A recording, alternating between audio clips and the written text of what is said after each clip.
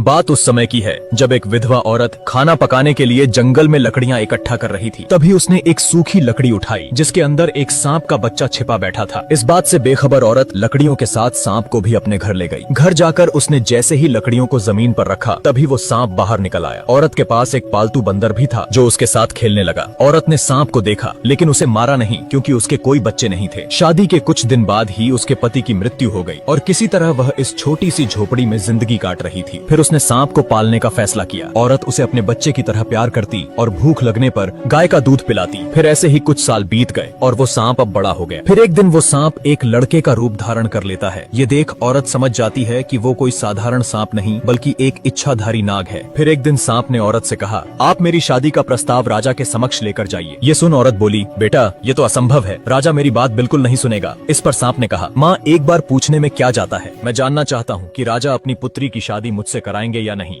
औरत बोली, ठीक है बेटा, मैं कल जाऊंगी। फिर अगले दिन वो महल की तरफ निकल पड़ी। थोड़ी देर चलने के बाद औरत महल पहुंच गई। जैसे ही उसने अंदर जाने का प्रयास किया तभी द्वारपालों ने उसे रोकते हुए कहा, आपको अंदर जाने की अनुमति नहीं है। जब तक राजा का आदेश नहीं होता कोई भी व्यक्ति महल के अंदर नहीं जा सकता। औरत बोली, बेटा राजा से बहुत जरूरी बात करनी है, कृपया करके मुझे जाने दें। उसके बार बार आग्रह करने पर द्वारपालों ने उसे महल के अंदर जाने दिया। औरत राजा के पास गई और कहा, मैं अपने बेटे के लिए आपकी पुत्री का हाथ मांगने आई हूँ और मैं ये भी पहले ही सुनिश्चित कर देती हूँ कि मेरा बेटा एक सांप है महाराज। ये सुनते ही राजा क्रोधित हो उठा। फिर सैनिकों ने औरत को घसीटते हुए ले जाकर महल से बाहर फेंक दिया। फिर वह दर्द के मारे कराहने लगी क्योंकि उसका एक हाथ टूट गया था। अब वो खुद को संभालते हुए किसी तरह घर लौटी और सांप बेटे को महल में हुई घटना के बारे में बताया। फिर उसने कहा, माँ तुम अपने हाथ की चिंता मत करो। तभी उसने मणि प्रकट की और बोला, मेरी माँ का हाथ अभी ठीक हो जाए। इतना कहते ही औरत का टूटा हुआ हाथ बिल्कुल पहले जैसा ठीक हो गया। सांप ने अगले दिन भी औरत को महल भेजा। इस बार भी राजा के सिपाही उसे महल से बाहर फेंक देते हैं। वो फिर एक बार जलील होकर और शरीर पर चोट लिए वापस घर लौट जाती है। इस बार भी सांप बेटे ने उसे ठीक कर दिया और एक बार फिर से औरत को महल जाकर राजा से शादी की बात करने के लिए कहा। वो घबरा गई और बोली, बेटे मैं बार बार जलील होने नहीं जा सकती और साथ ही मार पड़ती है सो अलग। माँ बस ये आखिरी बार आप चले जाइए, इसके बाद मैं दोबारा नहीं बोलूंगा जाने को। औरत फिर से एक बार राजा से कहती है, महाराज यहाँ आना मेरी मजबूरी है, बस आखिरी बार मैं आपसे पूछ रही हूँ, क्या राजकुमारी की शादी मेरे सांप बेटे से कराएंगे? फिर राजा ने कुछ देर विचार किया और मुस्कुराते हुए बोला, अगर राजकुमारी को ले जाना है तो अपने बेटे से कह देना, आज से ठीक 2 दिन बाद तुम्हारी झोपड़ी की जगह वहाँ एक विशाल महल होना चाहिए जो हमारे महल से साफ नजर आए और उस महल के सामने 1000 हाथी और 400 घोड़े हमारे स्वागत के लिए खड़े होने चाहिए। राजा की बात सुन वो हैरान रह गई। इस बार सैनिकों ने उसे इज्जत से जाने दिया। इस बात की खुशी औरत के चेहरे पर साफ दिख रही थी। घर जाकर उसने बेटे से कहा, महल और हाथी घोड़े की बात कर रहा था राजा। माँ बस इतनी सी इच्छा है राजा की, ये तो बहुत आसान है, तुम चिंता मत करो, कल सुबह ही इंतजाम हो जाएगा। फिर आधी रात को सांप घर से बाहर निकला और मणि हाथ में लेकर बोला, मेरी ये छोटी सी झोपड़ी एक विशाल महल में बदल जाए और महल के सामने 1000 हाथी सहित 400 घोड़े मेरी सेवा में उपस्थित हो जाएं। इतना बोलते ही जगमगाता हुआ स्वर्ण से बना महल झोपड़ी की जगह खड़ा हो गया और 1000 हाथी सहित 400 घोड़े भी स्वागत के लिए तैयार थे। फिर अगली सुबह राजा को उसकी पत्नी जगाते हुए बोली, उठिए चलकर देखिए बाहर क्या हो रहा है। उसने बाहर जाकर देखा तो स्वर्ग जैसा महल उसके ठीक सामने नजर आ रहा था, जिसे देख राजा की आंखें फटी की फटी रह गईं और उसने अपनी पत्नी से कहा, असंभव, अविश्वसनीय, ये कैसे हो सकता है? रातों रात कोई महल कैसे बनकर तैयार हो गया? क्या ये मेरी आंखों का धोखा तो नहीं? पत्नी बोली, राजन ये कोई आंखों का धोखा नहीं, अपितु एक असली महल हमारे सामने नजर आ रहा है। फिर राजा जोर जोर से रोने लगा और अपनी पत्नी को उस घटना के बारे में बताया। यह सुन पत्नी भी रोने लगी क्योंकि वचन के मुताबिक अब उनकी इकलौती पुत्री को सांप से शादी करनी होगी। दूसरी तरफ सांप तैयार होकर राजकुमारी से शादी करने के लिए घर से निकल पड़ा और साथ ही हाथी घोड़े की बारात भी पीछे पीछे चल रही थी। राजकुमारी ने भी बिना चेहरा देखे उससे शादी कर ली। फिर राजा ने भारी मन से अपनी बेटी को विदा किया। फिर जैसे ही वो अपनी पत्नी को देखने के लिए कमरे में दाखिल होता है कि तभी उसका आधा शरीर सांप जैसा देख राजकुमारी घबरा गई और चिल्लाते हुए बाहर की तरफ भागी। फिर चारों तरफ एक दिव्य रोशनी का प्रकाश फैल गया और सांप रूप बदलकर अपने वास्तविक शरीर को धारण कर लेता है, जो कि एक बेहद ही सुंदर युवक लग रहा था। इस रूप में राजकुमारी सांप को देखकर हैरान रह गई। फिर उसने राजकुमारी से कहा, अभी जो हुआ इस घटना को तुम्हें गुप्त रखना है, ये किसी को मत बताना कि रात को मैं मनुष्य का रूप धारण कर सकता हूँ। फिर राजकुमारी ने इसका कारण पूछा। मुझे श्राप मिला है और उसके मुताबिक मेरी पत्नी ने अगर किसी को मेरी सच्चाई बता दी तो मुझे किसी अज्ञात जगह पर कैद कर दिया जाएगा और मैं इस संसार से हमेशा के लिए गायब हो जाऊंगा। राजकुमारी सहमति जताते हुए कहती है, ठीक है, मैं ये बात किसी को नहीं कहूंगी, मगर मैं तुम्हें किस नाम से पुकारूं? देव,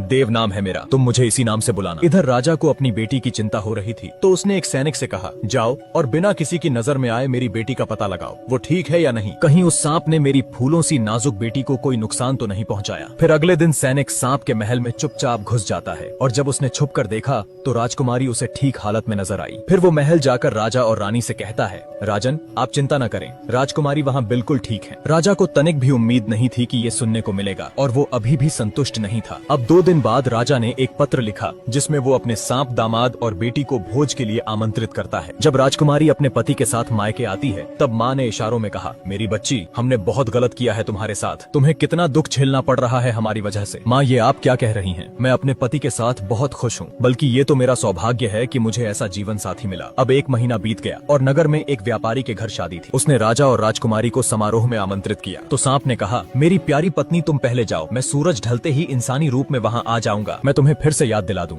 ये बात किसी से कहना नहीं कि मैं दिन में सांप और रात में एक मनुष्य का रूप ले सकता हूँ, इस बात का ध्यान रहे, नहीं तो तुम्हें पता है कि इसका अंजाम क्या होगा मेरे साथ। पति के कहे अनुसार राजकुमारी उस भव्य समारोह में अकेले ही चली जाती है। अब सूरज ढलते ही सांप ने अपना रूप बदला और वह भी निकल पड़ा। फिर जैसे ही वो समारोह में पहुंचता है उसके चेहरे का तेज देखकर लोगों की आंखें खुली की खुली रह गईं। सबके मन में बस एक ही विचार चल रहा था कि इतना सुंदर युवक आखिर कौन है। इधर राजकुमारी बैठी अपने पति को देख रही थी कि तभी उसकी माँ वहाँ आकर बोली, बेटी तुमने देखा ना कितना सुंदर युवक है। सबकी निगाहें बस उसी पर टिकी हैं। काश दामाद जी सांप ना होकर ऐसा ही कोई सुंदर युवक होते। माँ की बात उसे कांटे की तरह चुभी और क्रोधित होकर राजकुमारी बोली, माँ